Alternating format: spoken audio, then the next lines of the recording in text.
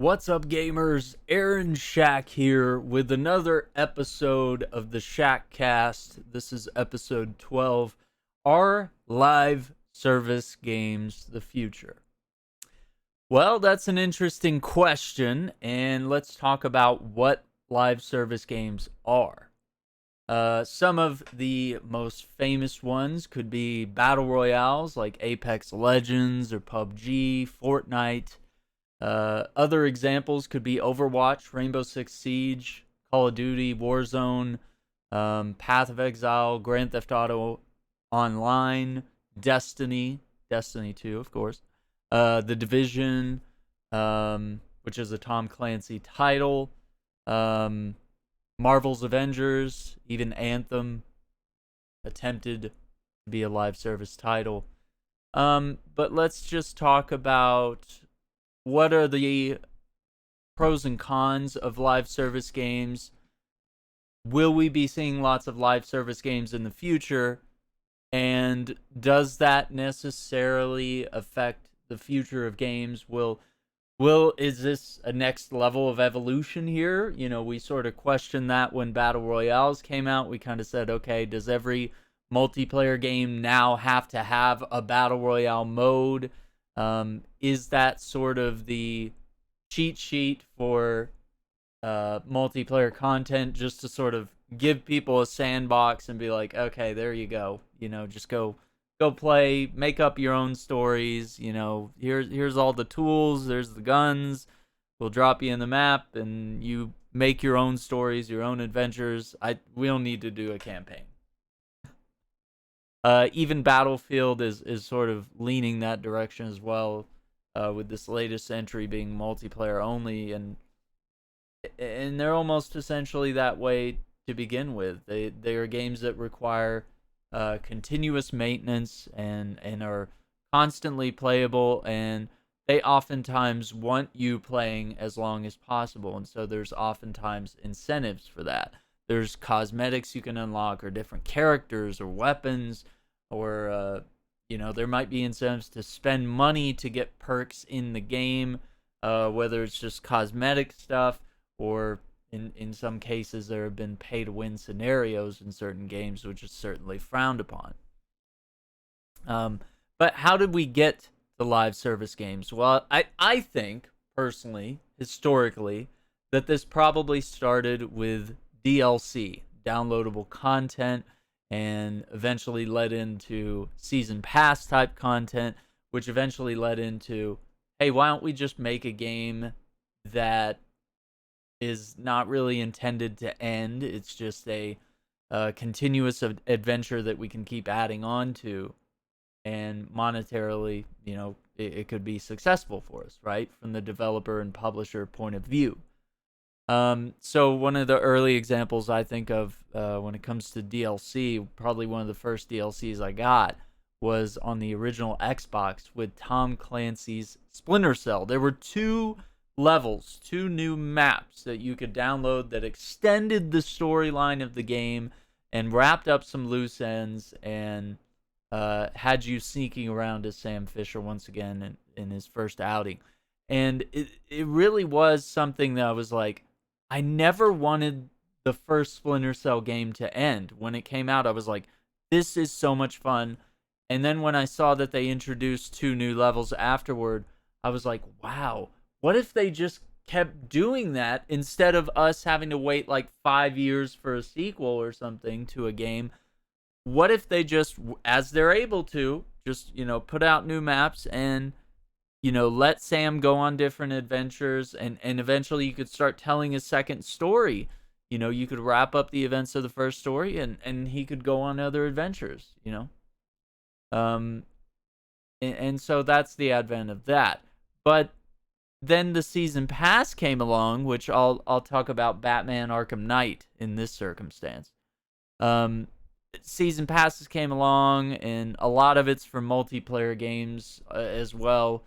But they had you prepaying for DLC. Like, hey, here's a year's worth of DLC on the season pass, and this is $40, for example, on top of the average $60 price of a game. So you're paying like $100, but you knew that you were paying a lower price ahead of time to get the content rather than buying each little DLC as they come out. You were buying in bulk beforehand. You were trusting the developer to push out good content that you would enjoy. And often, if you have a good reputation with a brand and you really enjoy that brand, then obviously you're going to want to buy the season pass for Call of Duty or Halo or whatever it may be, or Genshin Impact, or in this case, as I'm going to mention, the Arkham Knight game.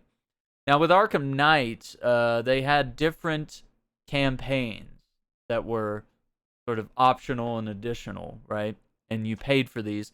And there was a Harley Quinn campaign, there was a Robin, a Nightwing, Catwoman, Red Hood, and Batgirl. Now, the only problem here was they had us wait like more than a year before they were putting these out. And so, obviously, it took them time to make these, and they were all of varying lengths, and you couldn't really play as these characters in any other circumstance except for the challenge maps, where you're either stealth sneaking around knocking people out or just going straight into a brawler fight challenge mode. So you couldn't take them into the open world and play the main game as these characters. So, the Harley Quinn thing was like 10 minutes long. The Batgirl one was like 3 hours long. I remember it felt like it almost its own campaign.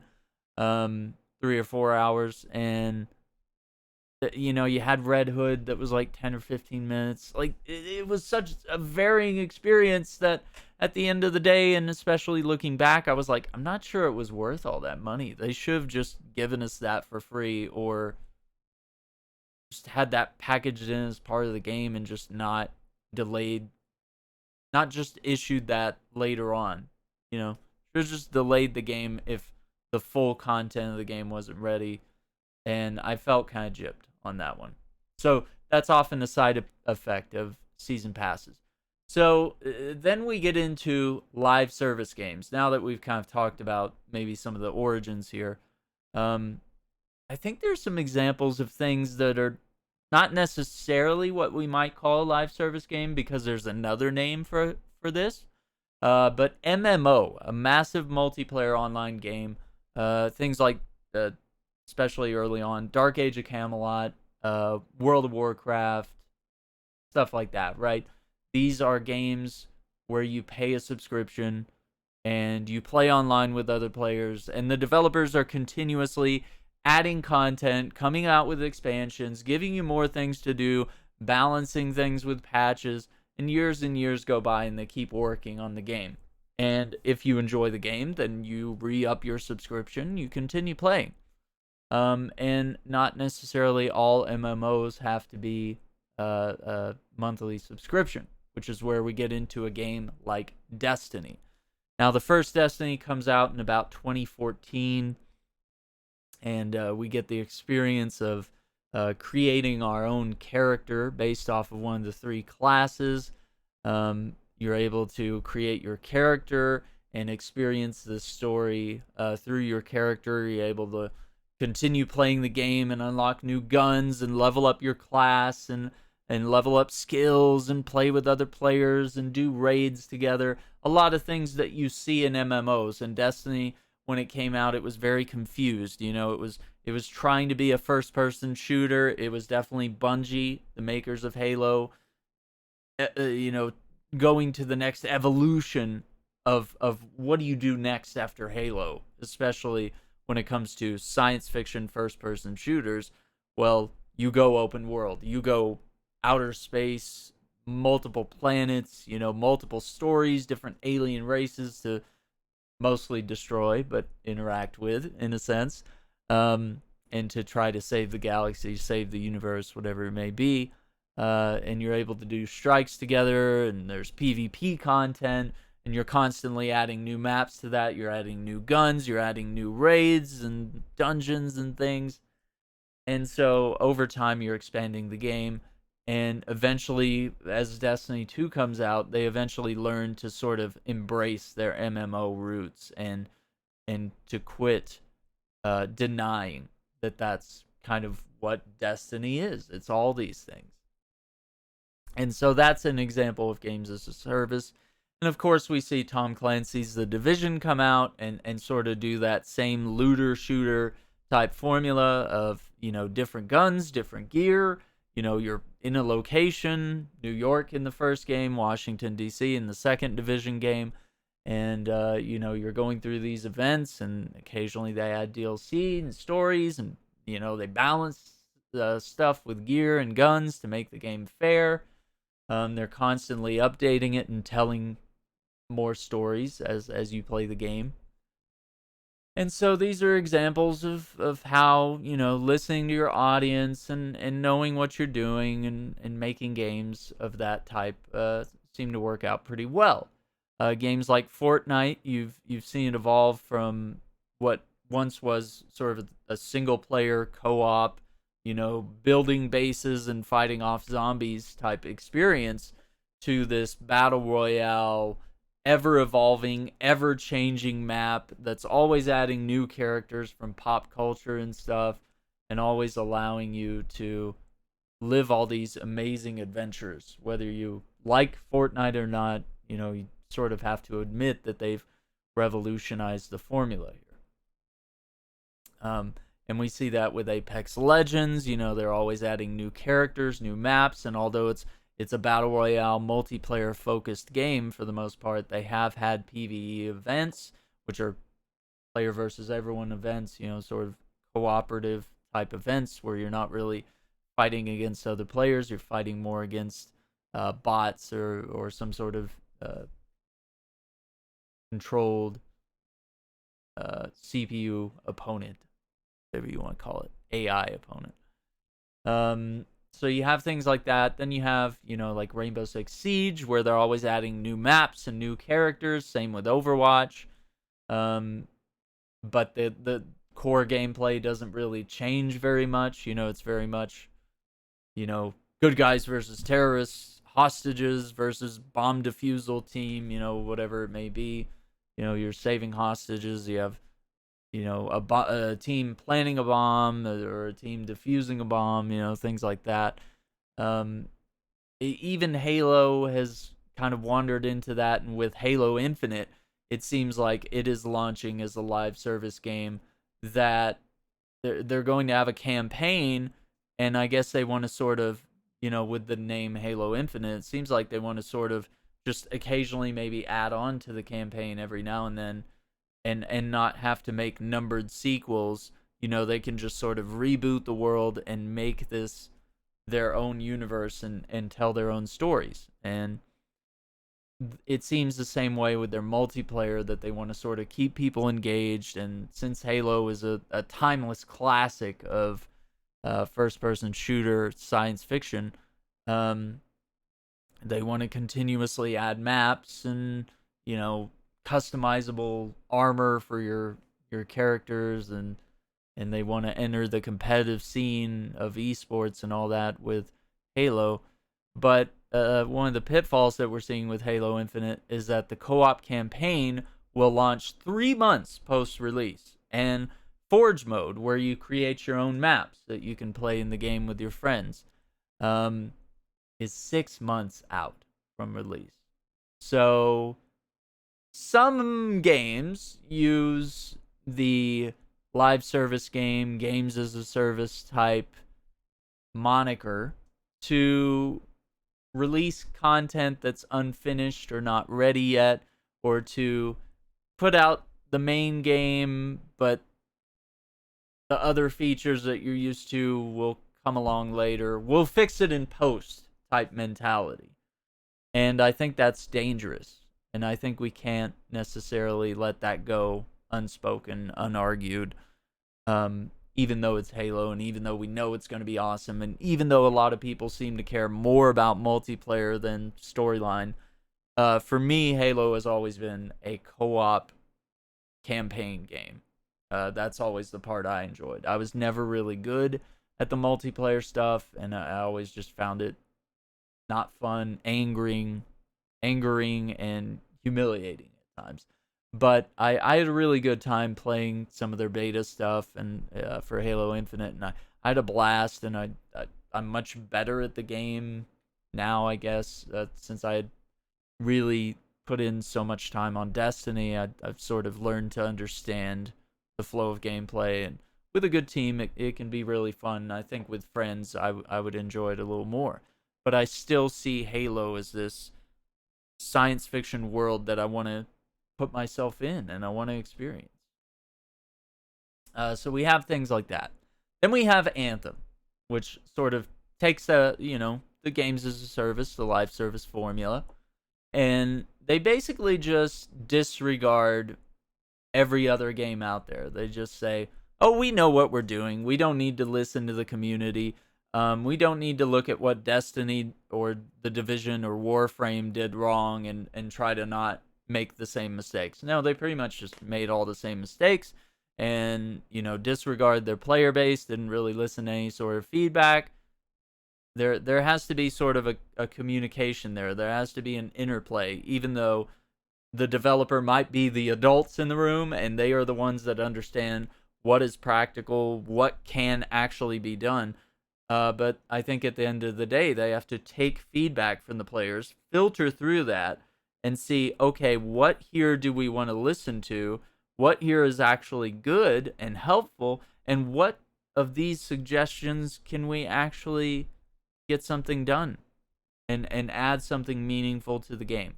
Or are they just whining about certain changes to a weapon or something, and that should just be, people are always going to whine about something, right? So you have that, and then that game just essentially falls to pieces because it essentially had no end game, and what little they were putting into the game just wasn't enough to keep players' attention, even though the storyline seemed interesting, the gameplay seemed endearing, and the world seemed exciting.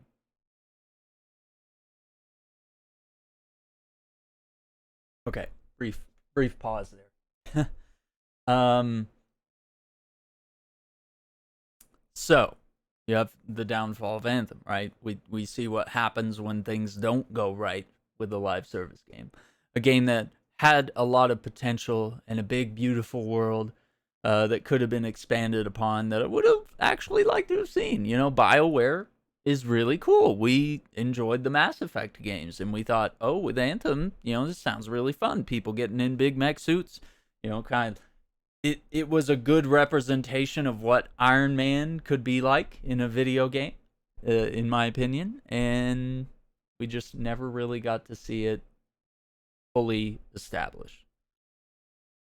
So we'll jump around. Grand Theft Auto Online obviously sort of takes some of the things that we see in Fortnite and stuff like that in these games coming out of, creating new content, new criminal enterprises that you can have, new cars, new apartments, new adventures you can have, new PvP events.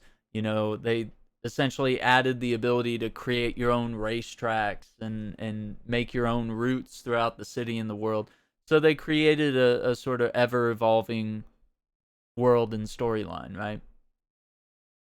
Really cool.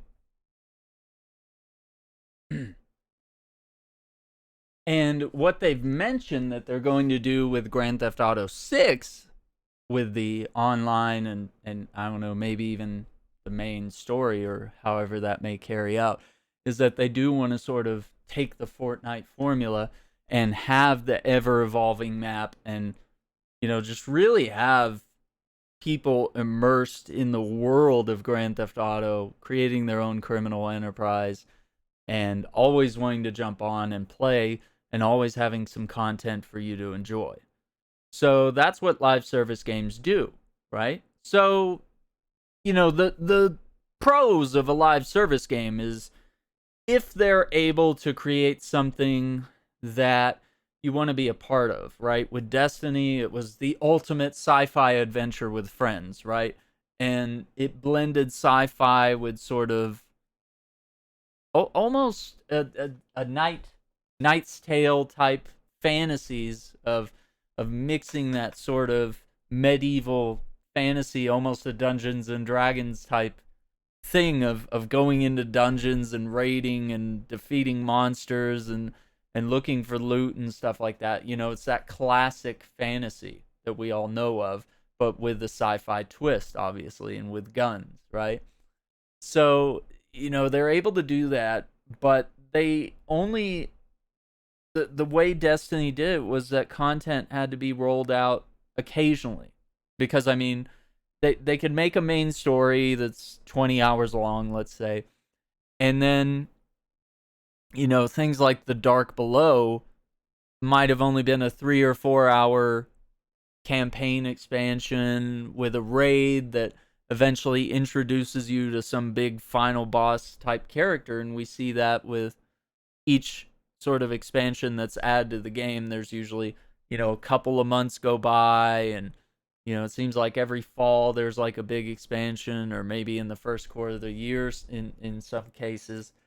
And then they have their own events. They have their own New Year's event, they have their own Halloween type event, and they pull players back in, and they give you exclusive loot that you can only get during that time of year, and certain rituals and celebrations. So you begin to become immersed in the world and connect with other players and experience those events together, and you create lasting memories, which is kind of a crazy thing that gaming can do. So you see that, and you see that done right, but it takes time to get there as well, because Destiny didn't really, they would drop an expansion and the player base would eat it up, and then they'd be like, "Oh, I'm bored. Like, what else you got? Like, I can't believe you haven't come out with more than this." And that's the thing. It requires large teams, lots of development time to be able to create these things and roll them out timely. And so now Destiny has sort of gotten into the season pass thing, where you're opting in for a season and you're buying the pass. And then there's, weekly story events, and, oftentimes small little things, little cutscenes, or a new mission to play, a new exotic weapon to chase or something, new gear with the season, new events, or a small new location, just to keep it fresh. And to, as I'm kind of on the outs with Destiny right now, I'll be honest, they get you with the fear of missing out, or FOMO, FOMO, as it is called, the fear of missing out. If you're not playing every week, if you haven't played the current season or the last season, then you feel like you're missing out. You feel like you're behind. Your power level's low. You don't have the latest gear. You don't understand what's going on in the story. You're missing out. So they guilt you into playing in order to keep you playing, right? And that's what's really pulled me away from the game. So there can be negative things about games as a service. It can be that you're waiting a long time for certain characters or certain expansions, certain drops. Things can be tied behind paywalls or season passes. Sometimes your favorite content can be vaulted, as it is in Destiny. They got rid of certain planets and certain events over time. Yeah, they've done things like that. And then we have a game that comes out in 2020, Marvel's Avengers, which I've talked about this at length, and the channel is somewhat well known for Marvel's Avengers. We see a game that is based on our favorite Marvel characters, Captain America, Iron Man, Black Widow, Black Panther, Hawkeye, the Hulk, all these amazing characters, Miss Marvel. We just see more character, Kate Bishop, see everyone added to this game, and we have prospective Avengers coming in the future. But what they did was, they did what Destiny did. They told a good single player campaign, an awesome adventure that introduces you to the characters and the world and gets you invested. And then you're, grinding for gear for your characters. You're leveling up your characters. You're unlocking skills, creating builds with your characters. And you're unlocking costumes for your characters. And eventually, you're in the marketplace and you might be buying some of the cosmetics and things like that. And now we've had multiple operations and our first expansion, which is Black Panther and Wakanda, a big whole new map, whole new biome here, whole new story, new characters, new villains, right? Whereas, the Hawkeye and the Kate Bishop DLC were sort of just short little 3 to 4 hour campaigns, and then they drop a new character, and it was like, that's it. So, we've kind of seen that with Destiny. We see Avengers kind of taking that same route, learning from mistakes, making the same mistakes that other live service games have made as well.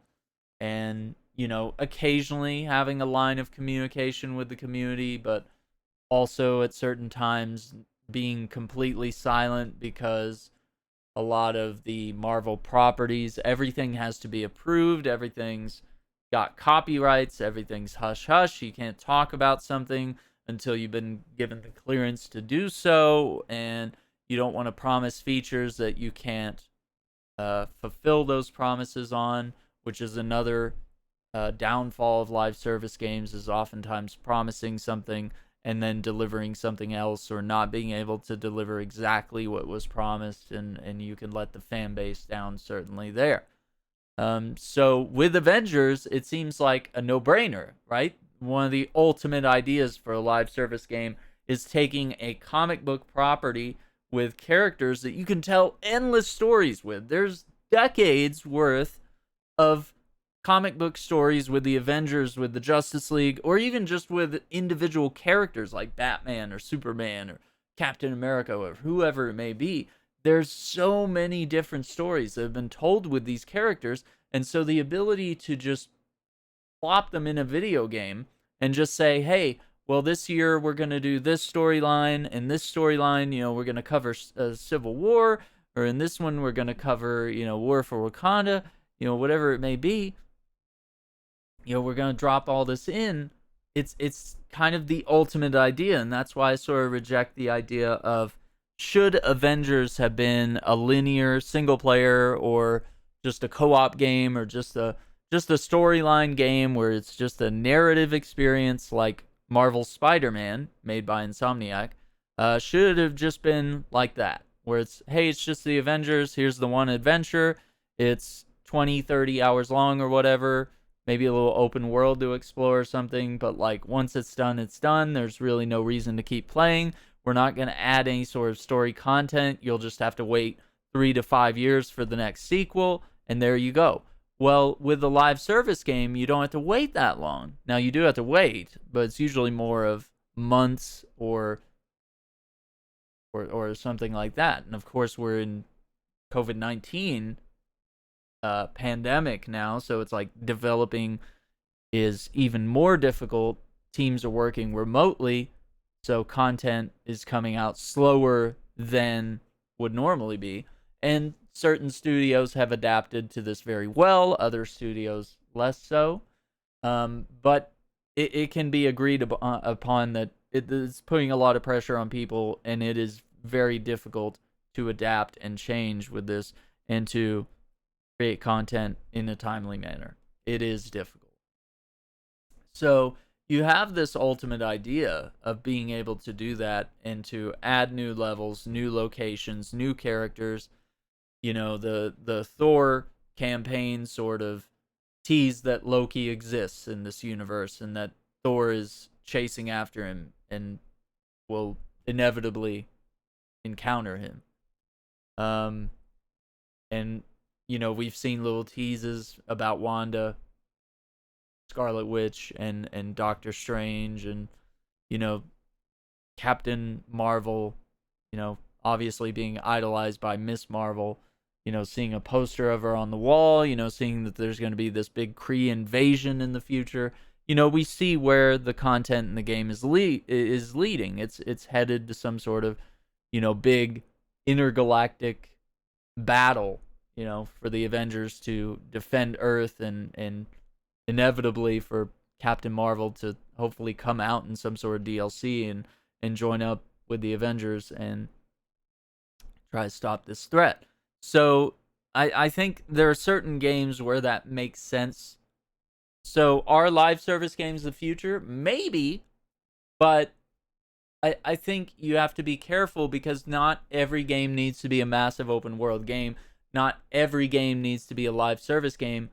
I might argue that Rainbow Six has lost its single player narrative story, tactical adventure, giving commands. At one point, we were in this direction with the original Xbox version where you had your headset and you could issue commands by voice to your teammates, and you were sort of like an international SWAT team, and you sort of went into these hostage situations and you were able to say, like, hey, everyone stack up by the door, get the flashbang, open, flash, and clear. Let's take these targets non-lethal, whatever it may be. Right? You were able. So that's a different experience from straight up multiplayer shooter, just blast in, go and kill everybody and try to save the hostage, right? It's a whole different experience that we've sort of lost out on because of the change from single player to a always live service multiplayer action game, right? And what we see with Assassin's Creed is that it's evolved into essentially a live service game with open worlds, and you can pay money to get better equipment and weapons, and you can ride a crazy horse or something, things that sort of break the game. You're able to purchase things like that, and Ubisoft has very much monetized that to create these worlds that you just get lost in. They're big empty worlds, and you just have to do the virtual to-do list of going around looting all the chests in the game, climbing all the towers so you can unlock everything on the map, and get the viewpoint, expand the fog of war on the map, right? And you're seeing that they said that they want to focus solely on live service games now. So in the future, it feels like these games are going to sort of just all become the same if they weren't already there. If Far Cry didn't have you climbing towers the same way Assassin's Creed does to clear out your map, every game just sort of eventually starts treading over. Even Ghost Recon starts adapting things that the Division had, where it all of a sudden became a looter shooter, but it was still a co-op single player game. It went in like a weird direction of them like trying to hook people into always playing it.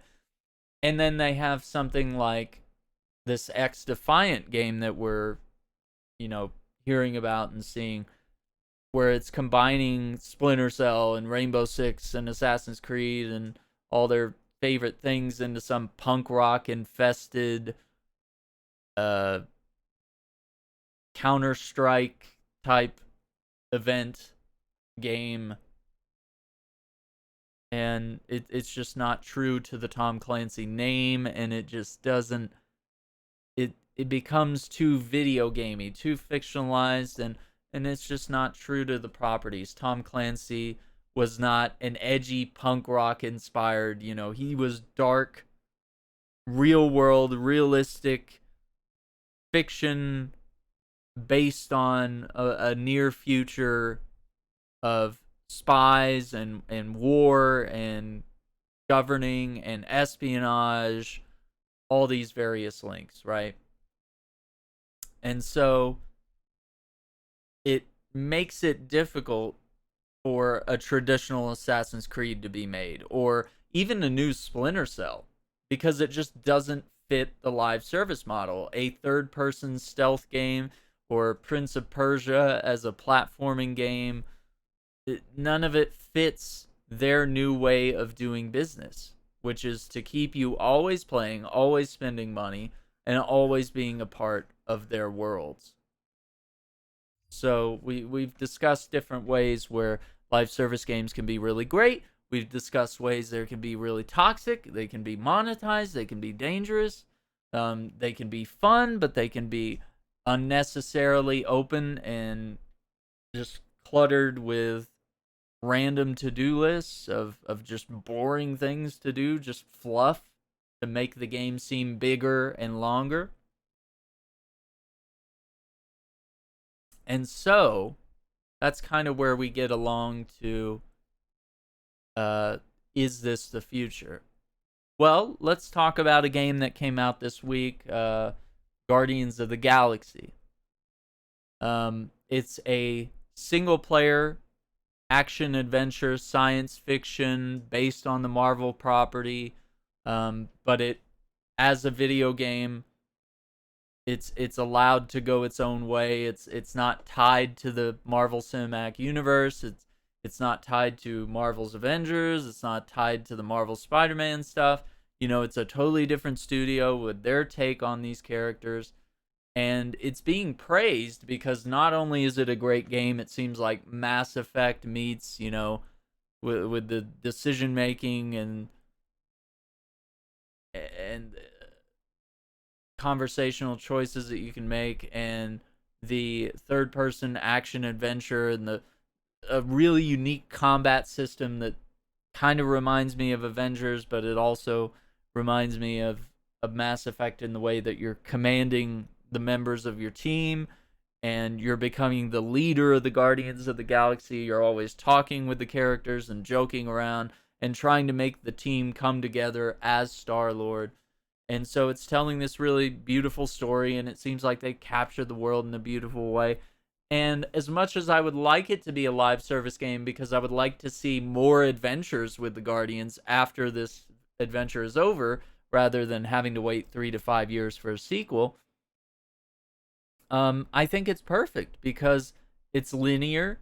It does what it came to do, and it tells a meaningful story. And I'm not done with the game by any means, and no spoilers here, but it is a exciting game, and I'm glad that there's a start and a finish, and it can just be something. It can be an adventure, and I can just experience it all like reading a good book. And once you're done, you close the book and you think, wow, what an experience that was. And you can always come back to it and relive the experience, and it'll still be great. And that's what's exciting about linear games. And that's also good for people with jobs, adults, people that are in the interest of saving time and spending time having meaningful experiences rather than running around an empty city opening up chests and not getting good loot, just wasting your time hours and hours when you only have a couple hours on the weekend to get some games in. You might need to sit down with a more linear experience. So are linear games, are single player games on the outs? No, not necessarily. And I think we're discovering with Guardians of the Galaxy that it's kind of a breath of fresh air in a world where everything is vying for your attention. Everything has a season pass. Everything wants you to always be playing. Everybody wants your money. They want it now. These games are long. Every game is an 80-hour open world experience with tons of useless collectibles and outfits and just all sorts of things that just waste your time and keep you playing whether you enjoy it or not. So that's where we stand with live service games. Are they the future? Is it a good thing or a bad thing? Ultimately, I think it's a good thing.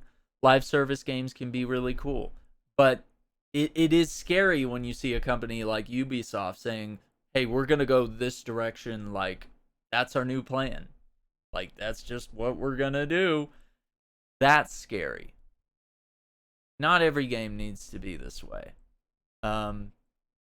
It's certainly a genre that's really good. And as you could see with something like Avengers, if it's done right, you can tell lots of really cool stories and add really expansive content. But does a game like Avengers, do you need to... Is it like other live service games where you need to play it every day, all day? Does it need to have so much content that you can literally be on it all the time or as often as you want and never run out of experiences? Is Destiny that way? Was Destiny that way? Not really. You can overplay Destiny. You can tap out and run out of content. But at some point, there's a point there where you just might enjoy the game and might enjoy doing some of the same stuff over and over. and looking for that perfect roll on a weapon or an armor piece. And the same with Avengers. You might be looking for a certain shield for Cap with a certain perk, and you'll just sit there and grind, and you don't mind, and you'll have a good time, and you'll play some of the same events over and over. And maybe there needs to be more variety, and maybe there needs to be more characters and more bosses and different villains and stuff throughout the game. But live service games, as we say, take time before they really get good. It's a seed that has to be nurtured, and Destiny took a while to get there. And I just constantly reminded of that when I talk about Marvel's Avengers. It's really only been a year at this point, and we're just looking to see what stories are they going to tell, what characters are they going to introduce, what promises will they live up to, and will this be a game that continues and flourishes, and will they be able to tell incredible stories like Civil War, or just have awesome team-ups with different characters and encounter different notable villains that we've seen in the universe. I hope so. So I'll forward the question to you. If you're on YouTube here watching this video, you can go down into the comments and tell me what you like and dislike about live service games. Do you think they're the future? Do you prefer a different genre of game? Might even share what your favorite live service games are, and if you'd like to see a game that's not live service go live service, share those thoughts with us. Let's have a calm and cool and respectful discussion about this topic, and I think it's a really interesting one, and it's something I enjoy talking about, and it's something that we need to keep our radars on, stay critical, always provide our feedback, but always be respectful to developers, publishers, everyone down the line. Be respectful to each other as well as we discuss these things, and know that none of this is personal. We need to just talk about our favorite thing together, which is gaming, right? So thank you for watching. This has been Shackcast episode 12.